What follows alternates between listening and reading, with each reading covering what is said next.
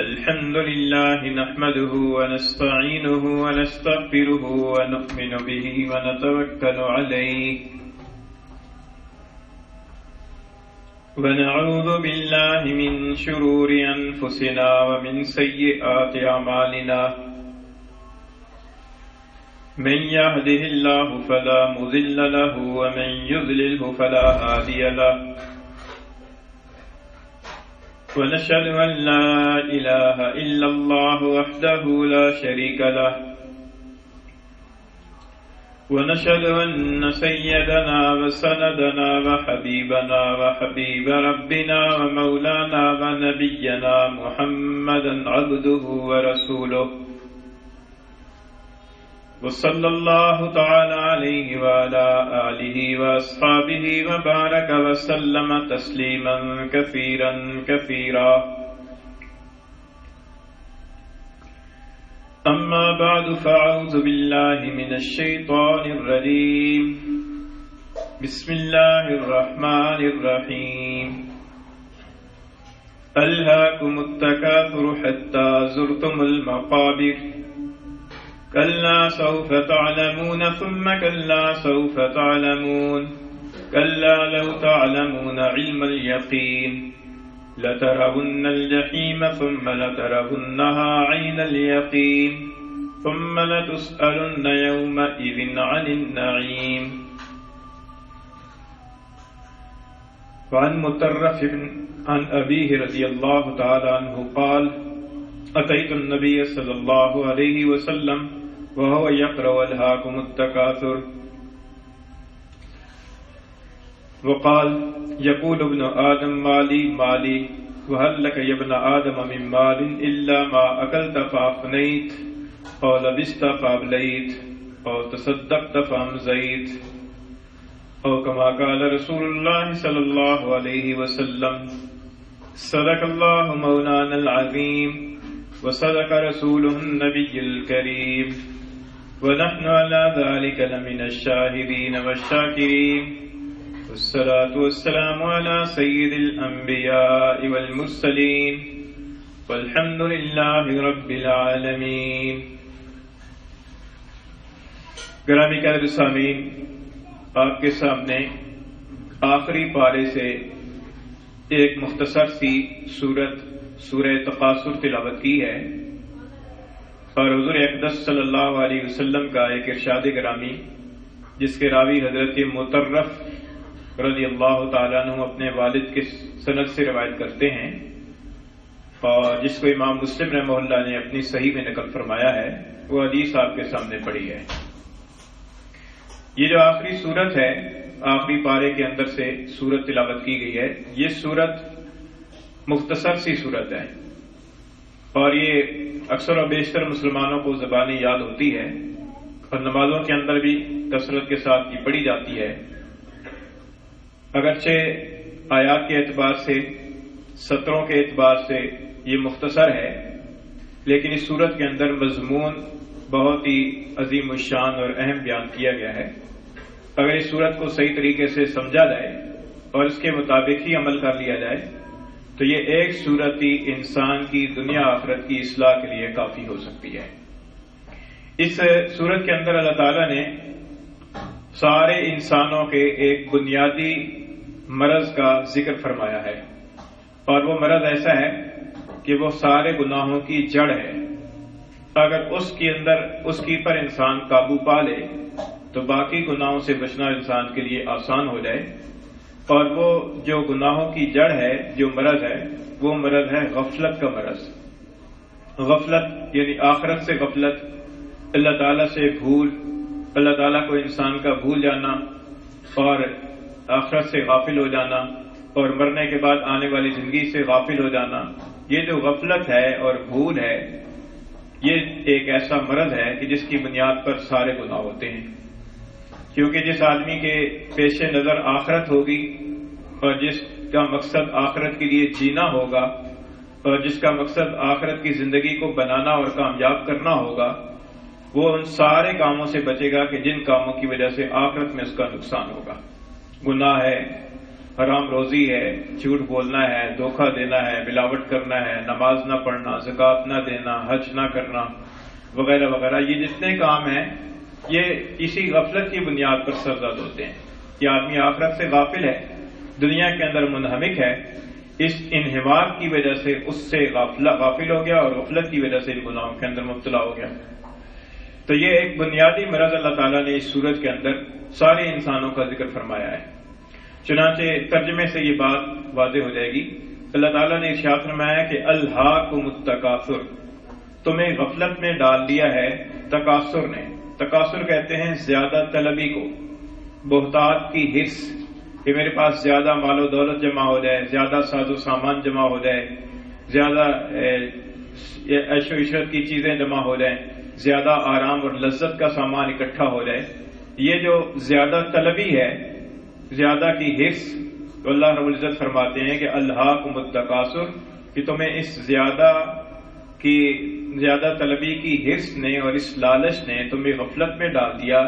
اور ایسا غفلت میں ڈالا کہ جوانی گزر گئی، اسی غفلت کی نظر ہو گئی، ادھیڑ عمر آئی، وہ بھی اسی غفلت کی نظر ہو گئی، یہاں تک کہ بڑھاپا آ گیا، وہ بھی اسی غفلت کی نظر ہو گیا، اور یہاں تک کہ حتی زرتم المقابر، یہاں تک کہ تم قبروں میں پہنچ گئے۔ قبروں میں پہنچ جانے سے تفسیر حدیث شریف میں آتی ہے، حضور اقدس صلی اللہ علیہ وسلم نے اس کی تفسیر فرمائی کہ حتی یأتیکم الموت، یہاں تک کہ تمہاری اوپر موت آ گئی۔ مرنے کے بعد انسان قبر کے اندر چلا گیا اور قبر کی زندگی شروع ہو گئی۔ وہ جو برزخ کی زندگی ہے، اس برزخ کی زندگی تک، مرنے تک انسان اس غفلت کے اندر پڑا رہا، اسے کوئی چونک پیدا نہیں ہوئی، کوئی بیداری پیدا نہیں ہوئی، اور وہ اسی غفلت کی حالت کے اندر مر گیا اور مرنے کے بعد قبر میں پہنچ گیا۔ حتی زرتم المقابر، یہاں تک کہ تم قبروں میں پہنچ گئے۔ اس کی ایک اور تفسیر بھی کی گئی ہے، وہ تفسیر یہ کی گئی ہے کہ ایک مرتبہ ایسا ہوا کہ دو قبیلوں کے اندر آپس میں تفاخر شروع ہو گیا، ایک دوسرے پر فخر کرنا، گھمنڈ کرنا، یہ سلسلہ شروع ہو گیا، اور کہ ہمارے پاس اتنے شاہ سوار ہیں، ہمارے اتنے مرد ہیں، ہمارے اتنے بہادر ہیں وغیرہ وغیرہ۔ دوسرے قبیلے کے ساتھ تقابل شروع ہو گیا کہ آپس میں ہمارے پاس اتنے ہیں، ہمارے پاس اتنے ہیں، ہمارے پاس اتنا مال ہے، ہمارے پاس اتنا مال ہے، ہمارے پاس اتنے جانور ہیں، ہمارے پاس اتنے جانور ہیں، ہمارا اتنا اسلحہ ہے، ہمارا اتنا اسلحہ وغیرہ۔ یہاں تک کہ جب ایک قبیلے کے افراد کم پڑے تو اس قبیلے نے کہا کہ ہمارے تو کئی شاہ سوار اور کئی جوان مرد فوت بھی ہو چکے ہیں اور وہ قبروں میں چلے گئے ہیں، ان کو بھی گنیں تو پھر ہمارے افراد بڑھ جائیں گے۔ تو دوسرے قبیلے نے کہا کہ ہمارے بھی کئی افراد مر چکے ہیں، ان کو بھی شمار کریں۔ شمار کرنے کے لیے قبرستان میں پہنچ گئے اور قبرستان میں جا کر قبریں گننا شروع کر دیں کہ یہ فلاں قبیلے کا مرد ہے، یہ فلاں قبیلے کا ہے، یہ فلاں قبیلے کا ہے۔ ایک تفسیر یہ بھی کی گئی ہے، لیکن جمہور نے تفسیر یہی کی ہے کہ الہاکم التکاثر حتی زرتم المقابر، کہ زیادہ طلبی کی حرص نے تمہیں غفلت میں ڈالے رکھا، یہاں تک کہ تم قبروں میں پہنچ گئے، یعنی تم مر گئے، اپنی قبروں کے اندر پہنچ گئے، اپنی قبر میں پہنچ گئے۔ تو اس وقت تک تمہیں غفلت کے اندر یہ ساری زندگی گزرتی رہی۔ انسان کے شوق جو ہے وہ عمر کے بدلنے کے ساتھ ساتھ بدلتے رہتے ہیں۔ بچپن کے اندر کوئی اور شوق ہوتا ہے، اس کے اندر آدمی منہمک رہتا ہے، تعلیم سے جان چھڑاتا ہے، اور پھر جب جوان ہو جاتا ہے تو اور طرح کی مستی اور عشق وغیرہ چڑھ جاتا ہے، اور اس کی وجہ سے انسان غفلت میں پڑا رہتا ہے۔ پھر جب ادھیڑ عمر آتی ہے تو پھر کسی اور مشاغل کے اندر لگ جاتا ہے کہ کاروبار سیٹ کر لوں، ملازمت کے اندر ترقی کر لوں، فلاں عہدے تک پہنچ جاؤں، اتنا پیسہ اکٹھا کر لوں، اتنی پینشن بن جائے، فلاں بچے کی شادی کر لوں وغیرہ وغیرہ۔ پھر جب انسان بڑھاپے کی عمر کو پہنچتا ہے تو پھر کسی اور طرح کے مشاغل انسان کو مل جاتے ہیں، اور اس کا نتیجہ یہ نکلتا ہے کہ انسان کی زندگی غفلت کی حالت کے اندر گزرتی رہتی ہے، گزرتے گزرتے پھر انسان بالآخر فوت ہو جاتا ہے اسی غفلت کی حالت کے اندر۔ حضرت خواجہ صاحب عزیز الحسن صاحب مجذوب رحمۃ اللہ علیہ ایک بزرگ گزرے ہیں، ان کا اشعار کا مجموعہ ہے۔ انہوں نے ایک شعر یہ کہا، فرمایا کہ تجھے پہلے بچپن نے برسوں کھلایا، تجھے پہلے بچپن نے برسوں کھلایا، جوانی نے پھر تجھ کو مجنوں بنایا، بڑھاپے نے پھر آ کے کیا کیا ستایا، اجل تیرا کر دے گی بالکل صفایا، جگہ جی لگانے کی دنیا نہیں ہے، یہ عبرت کی جا ہے تماشا نہیں ہے۔ یعنی مطلب یہ ہے کہ ایک عرصہ گزر جاتا ہے انسان کا بچپن میں، کھانے پینے میں، کھیل کود کے اندر، پھر ایک عرصہ انسان کا مستی کے اندر جوانی کی عمر کا گزر جاتا ہے، پھر ایک عرصہ جو ہے انسان کا بڑھاپے کی حالت کے اندر گزرتا ہے، مختلف طرح کی تکلیفیں، یہ بیماری ہے، یہ بیماری ہے، ان بیماریوں کے علاج معالجے کے اندر انسان اس چکر میں چلتا رہتا ہے، پھر بالآخر انسان کی موت آ جاتی ہے۔ تو یہ غفلت کی زندگی انسان کی چلتی رہتی ہے۔ اس غفلت کی زندگی سے بیدار ہونے کی ضرورت ہے اور آخرت کے بارے میں فکر مند ہونے کی ضرورت ہے کہ انسان آخرت کی فکر کرے۔ ایک حدیث شریف کے اندر بھی حضور اقدس صلی اللہ علیہ وسلم نے ارشاد فرمایا کہ قیامت کے دن انسان سے 5 چیزوں کا سوال کیا جائے گا، اور جب تک وہ ان 5 چیزوں کا سوال اچھے طریقے سے اطمینان کے ساتھ نہیں دے لے گا تو زمین اس کے قدم نہیں چھوڑے گی۔ ان میں سے ایک سوال یہ ہوگا کہ عمر کہاں گزاری، کن مشاغل میں گزاری، خدا طلبی کے اندر کتنا وقت لگایا، اللہ کو راضی کرنے میں کتنا وقت لگایا، دنیا کمانے میں اور دنیا کے اندر انہماک میں کتنا وقت لگایا، دنیا کی ضروریات اور مقاصد کو پورا کرنے میں کتنا وقت لگایا۔ دوسرا سوال یہ ہوگا کہ جوانی کس حالت میں گزاری۔ اللہ تعالیٰ نے جوانی عطا فرماتی جو عمر کا ایک بہترین حصہ ہوتا ہے، جس کے اندر انسان کی ذہنی اور جسمانی صلاحیتیں خوب جوبن کی اوپر ہوتی ہیں، اور انسان دماغی کام بھی خوب اچھے طریقے سے کر لیتا ہے اور جسمانی کام بھی اچھے طریقے سے کر لیتا ہے۔ دنیا کا کام کرنا چاہے تو وہ بھی اچھے طریقے سے کر لیتا ہے، اور آخرت کے لیے محنت کرنا چاہے، عبادت کرنا چاہے تو وہ بھی اچھے طریقے سے کر لیتا ہے۔ پھر اس کے بارے میں سوال ہوگا۔ تیسرا سوال یہ ہوگا کہ مال کہاں سے کمایا تھا اور کہاں پر خرچ کیا تھا۔ یہ 2 سوال ہو گئے۔ تیسرا اور چوتھا کہ مال کا کمایا کہاں سے تھا، کس طریقے سے کماتے رہے، حلال طریقے سے یا حرام طریقے سے، رشوت کے طریقے سے یا محنت مزدوری کے طریقے سے، یا سود لے کر کمایا یا دھوکہ دے کر کمایا یا جھوٹ بول کر کمایا، وغیرہ وغیرہ۔ اور پھر خرچ کہاں کیا۔ خرچ کرنے کے اندر بھی تو ہم لوگ آزاد ہیں کہ جہاں جی چاہتا ہے وہاں پر فضول خرچی کے اندر پیسہ اڑاتے ہیں، اور جہاں پر ضرورت ہوتی ہے پیسہ خرچ کرنے کی، جہاں پر اللہ تعالیٰ کا حکم ہوتا ہے خرچ کرنے کا، تو وہاں پر ہم خرچ کرنے سے کتراتے ہیں اور کئی مرتبہ سوچتے ہیں کہ یہاں پر خرچ کروں نہ کروں، کتنا کروں کتنا نہ کروں، وغیرہ۔ اور آخری سوال یہ ہوگا کہ اپنے علم کے مطابق عمل کیا کیا تھا۔ جو علم اللہ تعالیٰ نے عطا فرمایا تھا، مثلا نماز فرض ہے، سارے مسلمانوں کو علم ہے، اس علم کے مطابق عمل کیا ہوا۔ جھوٹ بولنا گناہ ہے، اس سے کون کون مسلمان بچا، ساروں کو علم ہے جھوٹ بولنا گناہ ہے۔ رشوت لینا حرام ہے، علم ہے، علم کے مطابق عمل ہوا کہ نہیں ہوا۔ غیبت کرنا گناہ ہے، اللہ تعالیٰ نے منع فرمایا، علم ہے، اس علم کے مطابق عمل ہوا یا نہیں ہوا۔ حسد کرنا گناہ ہے، علم ہے، لیکن اس علم کے مطابق عمل ہوا ہے نہیں ہوا، کتنا عمل ہوا ہے کتنا نہیں ہوا۔ تو ہر انسان کو بہت سارے اللہ رب العزت کے راضی کرنے والے کام اور اللہ تعالیٰ کو ناراض کرنے والے کاموں کے بارے میں بہت سارے مسلمانوں کو بہت سارا علم ہے، لیکن ہمارا عمل جو ہے وہ اس علم کے مطابق نہیں ہے، ہمارا عمل بہت کم تر ہے، علم زیادہ ہے۔ اگرچہ یہ بھی اچھی بات ہے کہ علم ہے، علم بھی ہونا چاہیے، کہ علم کا نہ ہونا یہ بھی ایک گناہ کی بات ہے، لیکن علم ہے۔ آج کل علم کا دورہ ہے اور علم حاصل کرنا آسان بھی ہے، معلومات انسان کو ہر طریقے سے مل جاتی ہیں، لیکن اپنے عمل کو دیکھنا چاہیے کہ ہمارا عمل علم کے مطابق کتنا ہے، علم کتنا ہے اور عمل کتنا ہے۔ تو اللہ رب العزت کی طرف سے یہ قیامت کے دن سوال ہوگا کہ اپنے علم کے مطابق عمل کتنا کیا تھا۔ تو یہ 5 سوال۔ تو میں عرض کر رہا تھا کہ انسان کی جو زندگی ہے، یہ بہت ساری زندگی تو ہم غفلت کے اندر گنوا چکے ہیں، لیکن جو باقی ہے معلوم نہیں کہ وہ کتنی باقی ہے، 2 دن باقی ہے، 10 دن باقی ہے، 2 سال باقی ہے، 10 سال باقی ہے، 20 سال باقی ہے، کوئی علم نہیں ہے، اللہ ہی کو معلوم ہے۔ لیکن وہ جو باقی زندگی ہے، اس باقی زندگی کے بارے میں ہم چوکنے ہو جائیں، چونک جائیں، بیدار ہو جائیں، اور اللہ تعالیٰ کو راضی کرنے کی فکر ہمارے اندر پیدا ہو جائے، یہ غفلت کو دور کرنا ہے۔ تو اللہ تعالیٰ نے اس سورت کے اندر اس مرض کا ذکر فرمایا کہ الہاکم التکاثر، تمہیں زیادہ کی حرص نے، زیادہ طلبی کی حرص نے کہ زیادہ مال و دولت اکٹھا ہو جائے، اس حرص نے تمہیں غفلت میں ڈال دیا ہے، حتی زرتم المقابر، یہاں تک کہ تم قبروں میں پہنچ گئے،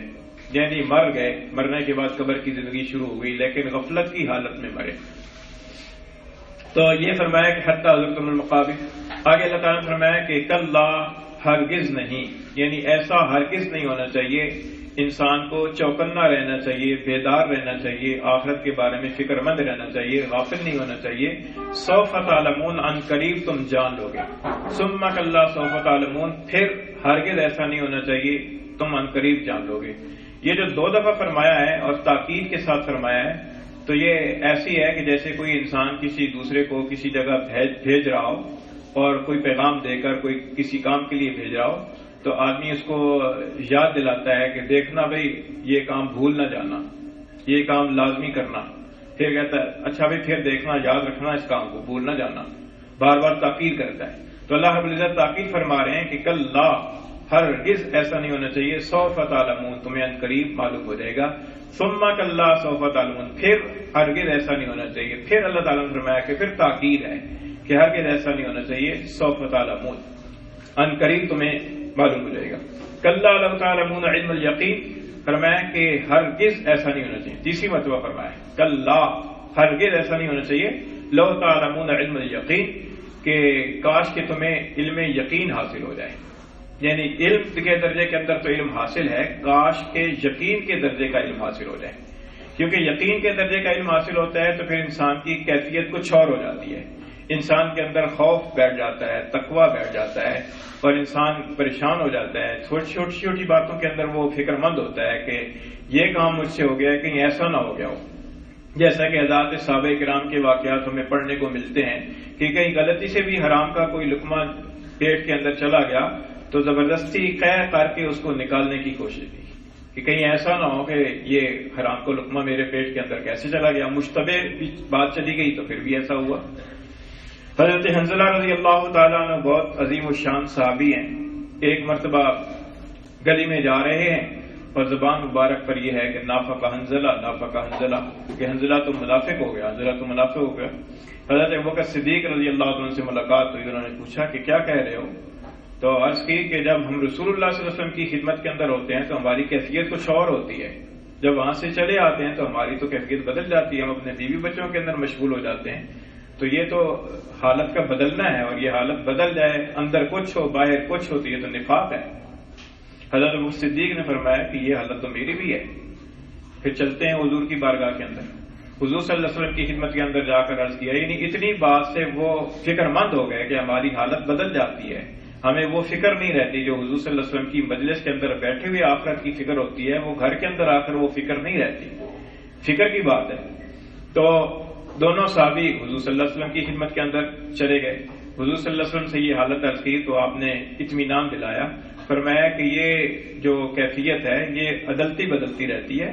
یہ ایک غیر اختیاری کیفیت ہے، یہ کسی وقت میں کچھ ہوتی ہے کسی وقت میں کچھ ہوتی ہے، اس کی وجہ سے نفاق نہیں ہوتا۔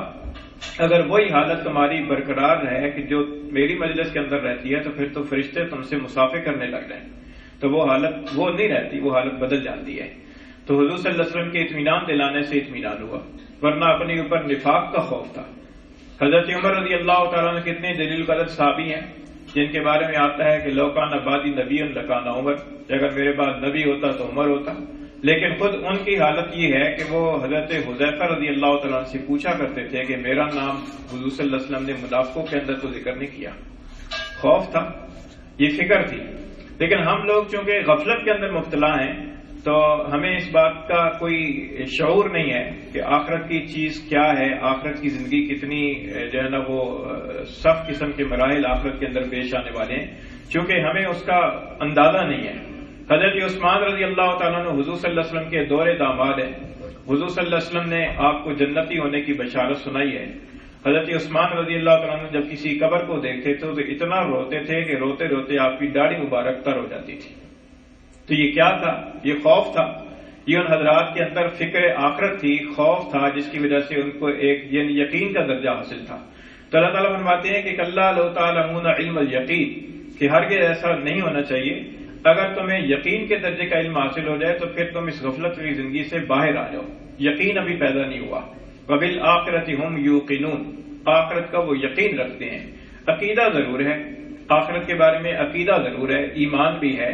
لیکن جس درجے کا ایمان مطلوب ہے یا جس درجے میں ایمان اور یقین ہونا چاہیے اس درجے کے اندر ہمارے اندر وہ ایمان اور یقین نہیں ہے، اس کے اندر کمی ہے۔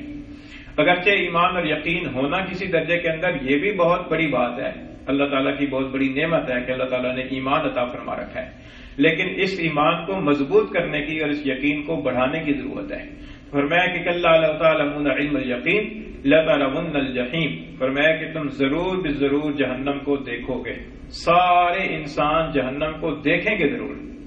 یہاں تک کہ جو لوگ جنت میں جائیں گے تو جنتی بھی جہنم کو دیکھیں گے ضرور، کیونکہ قرآن مجید کے اندر اللہ تعالیٰ نے فرمایا کہ وَإِن مِّنكُمْ إِلَّا وَارِدُهَا، تم میں سے کوئی شخص ایسا نہیں ہے کہ جو اس کے اوپر گزرے نہیں، جہنم کے اوپر۔ علماء کرام نے فرمایا کہ یہ جو پل صراط ہے یہ جہنم کے اوپر بنایا ہوا ایک پل ہے، اور جنت میں داخل ہونے کے لیے اس پل کو پار کرنا ضروری ہوگا، اس پل پر سے گزرنا پڑے گا۔ تو ظاہر ہے کہ جنتی جنت کے اندر جانے کے لیے اس پل کے اوپر سے گزریں گے، پھر وہ اپنے اپنے اعمال کے مطابق ان کی رفتار ہوگی، اپنے اپنے اعمال کے مطابق ان کو اطمینان ہوگا، کوئی بہت اطمینان کے ساتھ اس کو کراس کرے گا، کوئی جو ہے نا وہ بہت خوفزدہ ہوتے ہوئے اور ڈرتے ہوئے اور کانپتے ہوئے اور لرزتے ہوئے گزرے گا، اور کوئی جو ہے نا وہ آسانی سے گزرے گا، کوئی مشکل سے گزرے گا، اور کوئی جو ہے نا ایسے بھی بد نصیب ہوں گے کہ جو اس پل صراط پر سے نیچے جہنم کے اندر گر جائیں گے۔ تو یہ مختلف لوگوں کی حالت ہوگی۔ پل صراط کا معاملہ بھی بڑا نازک معاملہ ہے، حدیث شریف میں آتا ہے کہ حضرات انبیاء کرام علیہ السلام بھی جب گزرے گے تو رب سلم کا وظیفہ اپنی زبان پر ہوگا کہ اے رب سلامت رکھیے، اے رب سلامت رکھیے۔ تو سلامتی کے ساتھ وہ جو حضرات گزر کر جنت میں جائیں گے تو وہ بھی جہنم کو دیکھ کر جائیں گے کہ جہنم کو دیکھا ہے، اور دکھانا اس حکمت کے پیش نظر ہوگا کہ جب اس کی تکلیف کو دیکھ کر جنت کے اندر جائیں گے تو پھر جنت کی نعمتوں کا مزہ زیادہ آئے گا، لذت زیادہ آئے گی،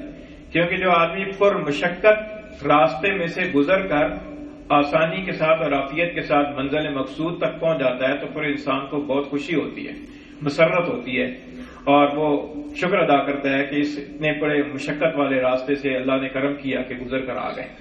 تو اس لیے اللہ تعالیٰ نے فرمایا کہ وَإِن مِّنكُمْ إِلَّا وَارِدُهَا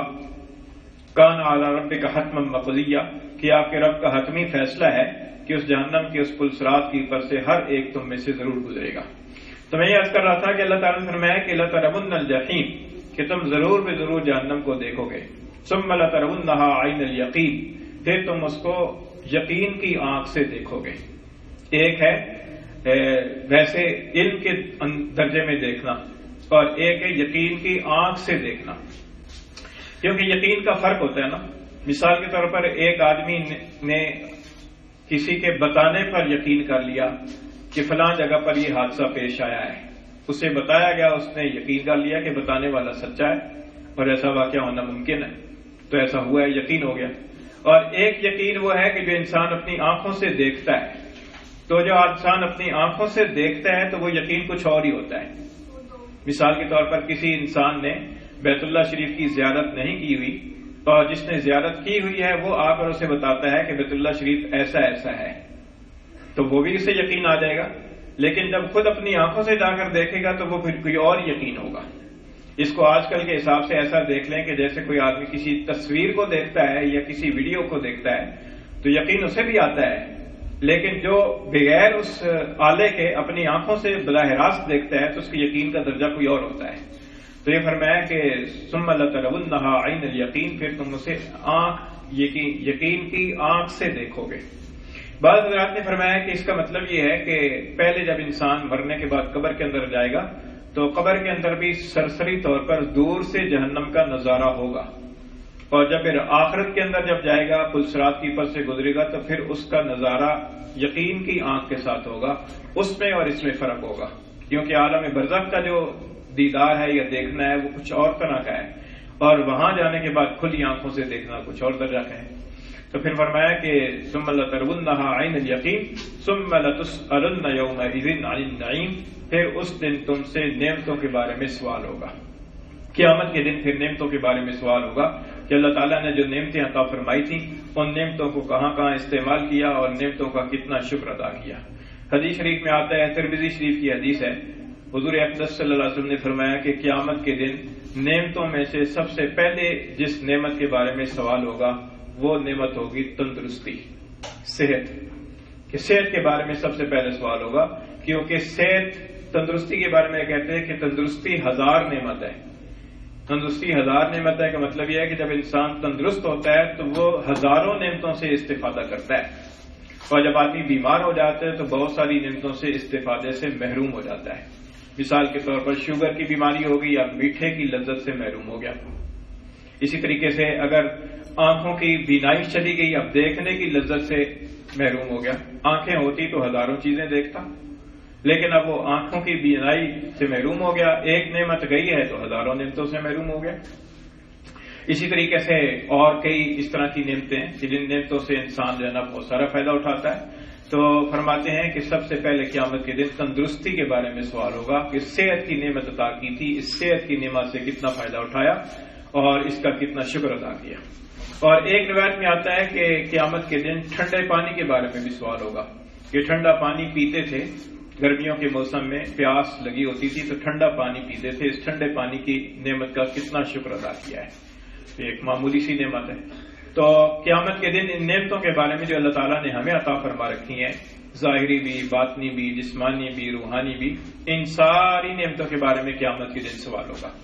تو یہ اس سورت کا ترجمہ اور تفسیر ہے. اور اس سورت کا جو مرکزی مضمون ہے وہ مضمون ہے کہ انسان کو غفلت والی زندگی سے توبہ کرنی چاہیے، یعنی غفلت سے بیدار ہونا چاہیے اور انسان کو چوکنا ہو کر رہنا چاہیے. آخرت کے بارے میں فکر مند ہونا چاہیے، آخرت کی فکر اس کے دل کے اندر ہونی چاہیے اور اسے اپنی موت کو نہیں بھولنا چاہیے، اللہ تعالیٰ کو نہیں بھولنا چاہیے. اب اس غفلت سے نکلنے کا طریقہ کیا ہے؟ حضرات نے فرمایا کہ روحانی جو امراض ہوتے ہیں تو ان امراض کے اندر علاج جو ہے نا وہ بالضد ہوتا ہے، علاج بالضد. جیسے طب یونانی کے اندر بھی علاج بالضد ہوتا ہے کہ جسم کے اندر گرمی ہے تو ٹھنڈی چیزیں دیں، ٹھنڈا ہے تو گرم چیزیں دیں. تو اسی طریقے سے روحانی جو امراض ہوتے ہیں ان کا بھی علاج ضد کے ساتھ ہوتا ہے. غفلت کی ضد جو ہے وہ ذکر ہے، تو انسان کو چاہیے کہ ذکر اختیار کرے، اللہ تعالیٰ کا ذکر کرے. حدیث شریف کے اندر 2 علاج بتائے گئے ہیں. اللہ کے رسول نے فرمایا کہ دلوں کو بھی زنگ لگ جاتا ہے جیسا کہ لوہے کو پانی لگنے سے زنگ لگتا ہے. پوچھا گیا کہ اللہ کا رسول اس زنگ کے اتارنے کی اور صاف کرنے کی تدبیر کیا ہے؟ حضور نے فرمایا کہ 2 صورتیں ہیں، 2 تدبیریں ہیں، یعنی ایک نسخہ ہے، اس کے 2 اجزاء ہیں. ان میں سے ایک ہے کثرت کلام پاک کی تلاوت، کلام پاک کی تلاوت کثرت کے ساتھ کرنا، اور دوسرا ہے اپنی موت کا مراقبہ کرنا، موت کو یاد کرنا. تو آسان سا نسخہ ہے جس کے 2 اجزاء ہیں. اپنے فارغ اوقات جو ضرورت کے اوقات ہیں اس کے اندر تو انسان ضرورت کے کام کرتا ہے، نماز پڑھتا ہے، تجارت کرتا ہے، دکان پہ جاتا ہے، محنت مزدوری کرتا ہے. جو فارغ وقت ہے خاص طور پر نوجوانوں کے لیے کہ جو فارغ وقت کے اندر وہ جو موبائل فیس بک کی پر وہ فارغ وقت لگاتے ہیں، وہ فارغ وقت قرآن پاک کی تلاوت کے اندر لگائیں. اور دوسرا کام یہ کہ 24 گھنٹوں میں سے 5 منٹ 10 منٹ نکال کر تنہائی کے اندر بیٹھ کر اپنی موت کا مراقبہ کریں کہ ایک وقت آئے گا کہ میں اس دنیا میں نہیں رہوں گا اور مجھے قبر سے اور قبر کے اندر ہونے والے سوالوں سے سابقہ پیش آئے گا. تو یہ روزانہ 5-10 منٹ کے لیے وہ، اور جو قرآن پاک کے لیے فارغ وقت ملے وہ قرآن پاک کی تلاوت کریں.